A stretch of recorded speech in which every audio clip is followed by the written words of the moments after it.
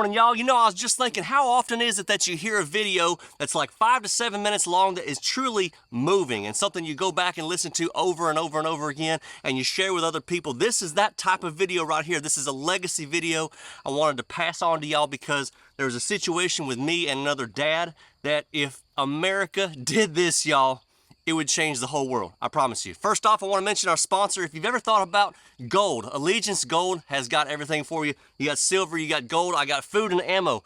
With inflation going like it is, going straight down, down, down, down, down, I promise y'all, you want to pick up a currency that is inflation proof. Go to protectwithbuddy.com or call 855-45-BUDDY. They let you physically hold it in your hand. I will put the link below.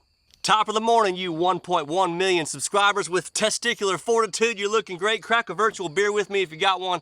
I ain't got one, but as long as it ain't a Bud Light, you and me just gonna be completely fine. Little disclaimer here.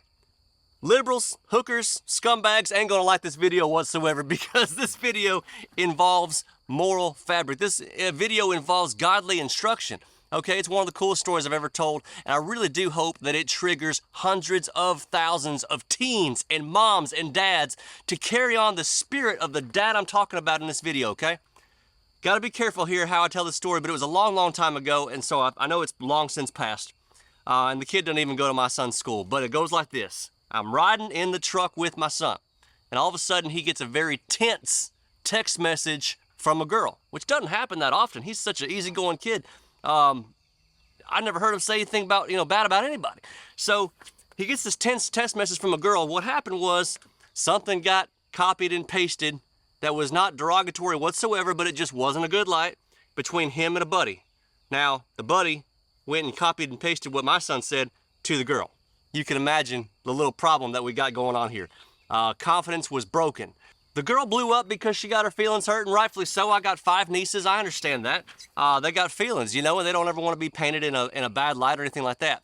Now, if John Wayne's, my favorite movie of all time, McClintock, has taught me anything whatsoever, it's you shouldn't go around getting in these youngsters' affairs. So typically, as a dad, I stay the heck out of it. I'll let them figure it out. But this evening, it started escalating into a very, very big deal, okay? I picked up the phone and I called the dad, who I've known for years. We're great friends. It was very, very easy to do that. I told him what his son did, how we copied and pasted this, kind of got my son in a whole lot of trouble, and it's escalating into even more of an issue. And instead of being one of those parents who believes their kid is always right, y'all with me? Or being one of these dads who just doesn't have the balls to say anything about it, this particular dad said, "You gotta be kidding me. This ain't how we roll whatsoever. I'm gonna tell you what we're gonna do, buddy. We're gonna pick these boys up after school. We're gonna take them to a coffee shop where no teenagers are ever gonna be anyway. And we're gonna have them sit across from each other and talk this out man to man." I had chills, y'all. I mean, where's this kind of stuff gone? This is the way I was raised. This is the way I do things, but to hear it and to see it in somebody else just gave me straight up chills. We picked them both up at the coffee shop and sat there for 2 hours, teaching them the dangers of what you put in print. Teenagers, y'all listening to me here? What you put in print can and will always come back to haunt you, okay? We got to the source of the problem. We talked to them like men. The language we used with them probably wasn't something you'd use on Sunday morning, but we got the point across. Now, let me zoom out. We'd all like to think that we would do the exact same thing, especially on this channel, right? We got the best people in America on this channel. But when it comes to doing the right thing, you are often required to speak up or give a lot of effort, or even worse, go out of your way. And you might be surprised how many times we drop the ball. You know what I'm talking about? Everyone these days teaches their kids there's only 1 or 2 ways that you can react to a situation. That is to either blow up or to go completely silent, which is raising a coward. You teach your kids to go silent or blow up every time something bad happens to him, he's gonna be poolside, 26 years old, with his pinky up drinking a Truly, is what I'm trying to tell you.